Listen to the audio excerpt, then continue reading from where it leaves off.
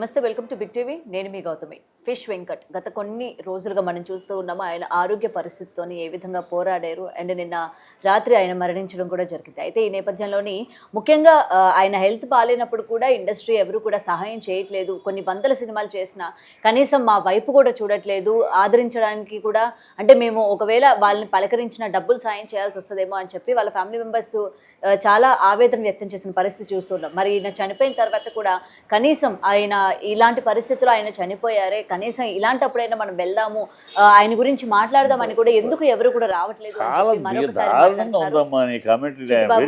Very sorry, ఈ కామెంటరీనే చాలా దారుణంగా ఉంది. ఏం అతనికి ఆర్థికంగా ఏంటి, ఆయన 100 సినిమాలు చేశాడు, సంపాదించుకున్నాడు, శుభ్రంగానే ఉంది. ఎవరన్నారు మీతోటి? వాళ్ళ ఫ్యామిలీ అన్నారు, ఎవరు రాలేదని? వాళ్ళ ఫ్యామిలీ అన్నారు కదా, ఎవరితో అన్నారు? ఏమల్లా మీడియా పుట్టిస్తుంది. అడిగారండి ఏమి ఆవిడెప్పుడు ఎవరు రాలేదు, మాకు ఆర్థిక సాయం చేయలేదు అని వాళ్ళ ఫ్యామిలీ మెంబర్స్ ఎవరు మాట్లాడారు. ఆర్థిక సాయం చేయలేదని వాళ్ళు అడిగారు. గతం లేదు, ఎందుకంటే నేను డెఫినెట్ గా అడుగుతాను, ఎందుకంటే మాట్లాడుతున్నారు వాళ్ళ వైఫ్. లేదు నాతోనే అడిగారు ఆవిడ, సినిమాలు చేశారు కదా, సహాయం కూడా చేయట్లేదు. సహాయం ఏం సంపాదించాడు? వీడి సినిమాలు చేసినాడు, ఎవడో ఏమి సంపాదన లేదు పాపం, ఇండస్ట్రీ నమ్ముకుని ఎన్నాడు బతికాడు, ఏమి లేవు అనుకుంటూ ఆయన ఎన్ని సినిమాలు చేశాడు, ఎంత సంపాదించాడు? సంపాదించిన వాడికి ఇంకా ఆర్థిక సహాయం ఏంటి? సంపాదించాడు. నువ్వు సంపాదించకపోతే ఏది పాపం ఉన్నాడు కానీ ఎక్కడ సినిమాలు లేవు, పాపం మంచి ఆర్టిస్టు లేవు, కష్టపడ్డాడు అని అలా చాలామంది పోయిన వాళ్ళు ఉన్నారు. వాళ్ళకి వీళ్ళు ఫిష్ వెంకటేష్ శుభ్రంగా నెంబర్ ఆఫ్ సినిమాలు చేశాడు, పెద్ద హీరోలు పెద్ద సినిమాలు చేశాడు, సో శుభ్రంగా సంపాదించుకున్నాడు. సంపాదించాడు, అతనికి ఆర్థిక సాయం ఏంటి? పలకరించడం అనేది ఇండస్ట్రీ చాలా మంది ఒకళ్ళు పోయినప్పుడల్లా అందరూ వెళ్ళరు, బులోమని ఎవరు ఒకళ్ళు పోగానే అనుకోరు, అనుబంధాలను బట్టి వెళ్తారు. వాళ్ళ కోటా శ్రీనివాసరావు పోయారు, అందరూ వచ్చారంటే ఆయన పెద్ద స్టార్ అని కాదు. ఆయన 750 సినిమాలు పనిచేసినప్పుడు ఒక్కొక్కరితో బంధాలు ఏర్పడతాయి, వాళ్ళ ఫ్యామిలీతో బంధాలు ఉంటాయి. పలకరించడానికి ఎవరు పలకరిస్తారు కదా, వాళ్ళ ఫ్యామిలీని పలకరించడానికి వెళ్తాం. వాళ్ళ ఫ్యామిలీ అయ్యో మనకు కోటా ఫ్యామిలీ పరిచయం ఉంది ఏమా అని ఓదార్చడానికి వెళ్తాం. పరిచయమే లేనప్పుడు పేరు పరిచయమే తప్పితే పరిచయం లేనప్పుడు ఫిష్ వెంకటేష్ నేనున్నా, నాకు పేరు పరిచయం, కనపడినప్పుడు నమస్కారం అంత తప్పితే వాళ్ళ ఫ్యామిలీతో వాళ్ళతో మనకేమి ఇంటరాక్షన్ లేదు. నేను ఎవరో అడిగారు, మంచి నటుడు పోయాడు అంతే తప్పితే వెళ్ళిపోయి పలకరించి ఫ్యామిలీ వెళ్ళి పలకరించి మీకు ఇంకా ఎందుకు అడుగుతారమ్మా? ఈ ప్రతిదానికి ఎక్కడ ఇప్పుడు వీళ్ళు ఇవాగే వాళ్ళు ఎవరన్నా వెళ్ళి వాళ్ళ బంధువుల్లోనే ఎవరన్నా వాళ్ళు చచ్చిపోతే ప్రతిదాన్ని పరిగెడుతున్నారా? బాగా బంధం ఉంటేనే పరిగెడతారు. ఊరిని పిచ్చి కమెంట్లు ఏదో ఒకటి వాగుడు తప్పితే ఇట్స్ అందరూ artist association immediate condolence message పెట్టారు, అందరికీ కండోలెన్స్ పెట్టారు. అలా ప్రతి ఆర్టిస్ట్ చనిపోయినప్పుడల్లా సంతాసభ లేదు.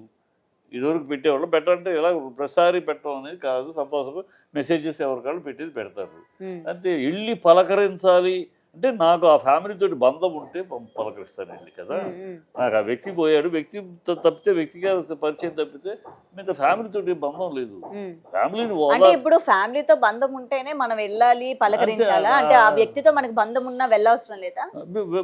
ఆ వ్యక్తితో ఉంటే మెసేజ్ పెట్టుకుంటాం, సారీ చెప్పుకుంటాం, అంతేగాని వెళ్ళి పలకరించాల్సిన నెసెసిటీ ఉండదమ్మా. అందరూ వెళ్ళరు, హ్యూమన్గా ఊరినే మీరేదో మీడియా కనుక మాట్లాడేస్తూ ఉంటే ఊరినే వెళ్తారా?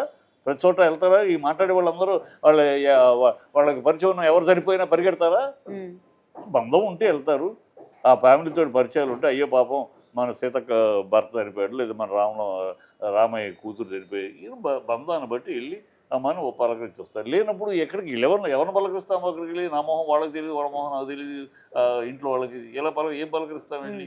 కానీ మొక్క పరిచయం లేకపోయినా మీతో తిరిగిన వ్యక్తి, లేకపోతే మీతో పని చేసిన వ్యక్తి కాబట్టి ఈ రోజు ఆయన లేకపోయేసరికి వెళ్ళి ఆఖరి చూపు చూద్దామని ఉంటుందా? సంతాపం ప్రకటిస్తాం. అలా చూడాలంటే జీవితం అంతా దానికే సరిపోతుంది, అర్థమైందా? అలా చూడాలంటే వాళ్ళ ప్రతిదానికి వెళ్ళి పలకరిస్తూ ఉండాలంటే జీవితం అంతా సినిమా ఫీల్డ్లో రోజుకు ఒకళ్ళు పోతూ ఉంటారు. ఈ రోజు సినిమా ఫీల్డ్ మొత్తం ఒక్కొక్కడికి ఇళ్ళకి పరిగెడతారో సరిపోతుంది. అవి ఉన్నాయి టూ మచ్ ఇన్హ్యూమన్. మాకుంటే మర్యాదలు మాకుంటే ఎవరికి ఎప్పుడు వెళ్ళాలి కలుస్తాం.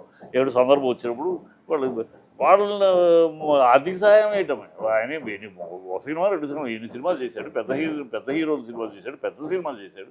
ఆయనకి ఆర్థిక సాయం ఏంటి? లేని వాడికి ఏదో లేదు పాపం, సంపాదించుకోవడం ఏమీ లేదు పాపం పిల్లలు అంటే ఆర్థిక సాయం. ఆయన సంపాదించింది ఏం చేసుకున్నాడు? సంపాదించి నిలబెట్టుకోలేకపోతే ఆయన కర్మ అది కదా. సంపాదించుకోని మనిషి అయితే అయ్యో పాపం ఏం వేషాలు లేవు పాపం చాలా ఆర్థిక కష్టాల్లో ఉన్న వాళ్ళకి చాలాసార్లు ఇండస్ట్రీ ఆదుకుంటారు. అలా ఆర్టిస్టులు సీనియర్స్ వాళ్ళ కుటుంబంతో పరిచయం లేకపోయినా ఆర్థిక కష్టాల్లో ఉన్నారని వాళ్ళ ఒక మెసేజ్ తెలిస్తే ఇమ్మీడియట్గా పిలిచి వాళ్ళకి ఏంటి వాళ్ళ పిల్లల చదువులతో మనం చాలామంది ఆర్టిస్టులు చేస్తారు. ఇండస్ట్రీ అది చేస్తుంది. ఊనే వెళ్ళి పలకరించలేదా, వాళ్ళ ఇంటి పక్కన కూర్చోలేదా, వాళ్ళ కంటి నీళ్ళు తొడవలేదా, తల మీద చేయి పెట్టి ఓదార్చలేదా, ఇవన్నీ చేసేవాళ్ళు కుదిరిన వాళ్ళు చేస్తారు. ఇట్ ఈస్ ఏదో కస్టమరీ లాగాను వాడు నాన్సెన్స్. మరి ఈ రోజు వాళ్ళ ఫ్యామిలీ మెంబర్స్ కావచ్చు, లేకపోతే వాళ్ళ తనని అభిమానించే అభిమానులు కూడా ఇవాళ అక్కడ ఉండి మీడియా ముఖంగానే అడుగుతున్న పరిస్థితి కనిపిస్తుంది. వాళ్ళు అడగటంలో అర్థం లేదు. ఏమడుగుతారు, ఎందుకు అడుగుతారు? మీ ఆయన సంపాదించినప్పుడు వాళ్ళు సంపాదించినప్పుడు ఆయన ఎంతమందికి చేశాడు, ఆయన ఎంతమందికి ఆర్థిక సహాయం చేశాడు, ఇవన్నీ మాట్లాడితే చాలా అసహ్యంగా ఉంటాయి. మా మనిషి చనిపోయాడు, సింపతి, నెంబర్ ఆఫ్ సినిమాలు చేశాడు, సంతోషం. అంత బాగా ఆర్టిస్టు అనారోగ్యంతో చనిపోయాడు, సింపతి, వీళ్ళు షో అవర్ వాళ్ళ మీద సానుభూతి ప్రకటిస్తాం. అంతే, వెళ్ళాలి, పలకరించాలి, వాళ్ళకి ఆర్థిక సాయం చేయాలి, వాళ్ళు చేయాలి, వీళ్ళు ఇదే పనే. లేనివాడు పోతే ఆర్థిక సాయం చేయాలి, ఉన్నవాడికి పోతే ఆర్థిక సాయం ఏంటి? అవకాశం డెఫినెట్గా సంపాదించాడు. సంపాదించకపోతే ఆయన కర్మ అది. ఏంటి ఇన్ని సినిమాలు చేసి, ఇంత పెద్ద సినిమాలు, ప్రతి సినిమాలో ఉన్నాడు, ప్రతి హీరో సినిమాలో ఉన్నాడు, ఇన్ని సినిమాలు చేసి ఆయన సంపాదించలేదు అంటే అబద్ధం. అది సంపాదించలేదు, మా దగ్గర లేదంటే అబద్ధం అని అయి ఉండాలి, లేకపోతే ఆయన ఇతర విధంగా డబ్బులు తగలబెట్టి ఉండాలి. ఎందుకంటే వాళ్ళ భార్య కావచ్చు, కూతురు కావచ్చు, బిల్లులు కూడా కట్టుకోలేని పరిస్థితుల్లోనే మాకు సహాయం చేయండి అని అడిగిన ఎట్లా ఆ పరిస్థితి ఉంది? ఎందుకుంది ఆ పరిస్థితి? అది ఎవరు అన్ని సినిమాలు చేసిన వాడికి ఆ పరిస్థితి అంటే వినటానికి కూడా హాస్యాస్పదంగా ఉంది. అన్ని సినిమాలు చేసి మామూలు సినిమాలు కాదు, చిన్న సినిమాలు కాదు, ఏదో చిన్న సినిమాలు 4 వేషాలు, అందరు హీరోల సినిమాలో ఉన్నాడు అతను. ఏ హీరో సినిమా చూసినా అతను చేశాడు. ఆ హీరోల సినిమాలు అంటే మంచి పేమెంట్లు ఉంటాయి, అందులో ప్రముఖమైన వేషాలు వేశాడు, ఇది వెనకాల నుంచునే వేషాలు కాదు, వేసాడు, శుభ్రమైన పేమెంట్లో ఇచ్చు. మరి అంత సంపాదన ఏం చేశాడు ఆయన సంపాదన ఏం చేశాడు? అది అడిగితే అసహ్యంగా ఉండదు. ఈ సందర్భంలో అవన్నీ మాట్లాడితే కనుక అవన్నీ పిచ్చి మాటలు. ఆయన శుభ్రం లేనివాడు, ఆయన పాపం ఏమీ లేదు, తినడానికి లేదు, ఆయన వేషాలు ఎక్కడ పాప అడపదడప వేషాలు తప్పితే పాపం లేదు, ఇండస్ట్రీ నమ్ముకున్నాడు. అలాంటి వాళ్ళకి చాలామందికి ఇండస్ట్రీ చాలాసార్లు చాలా సందర్భాల్లో మూవీ ఆర్టిస్ట్ అసోసియేషన్ అవ్వచ్చు, ప్రొడ్యూసర్ కౌన్సిల్ అవ్వచ్చు, డైరెక్టర్ చాలామందికి చాలా విధాలుగా చేసి, కానీ ఎంత సహాయం చేసినా ఒక్కసారిగా ఇలాంటి వ్యక్తికి సహాయం చేయలేదు అంటే ఇలా రాగానే వెంటనే ఇండస్ట్రీ మీద వదిలేయండి అమ్మా, ఇది అనవసరం టాపిక్, లీవ్ ఇట్. మాట్లాడాలనుకోవట్లేదు, వద్దు, అనవసరం. Okay, right sir, thank you. For more videos like this, subscribe Big TV channel.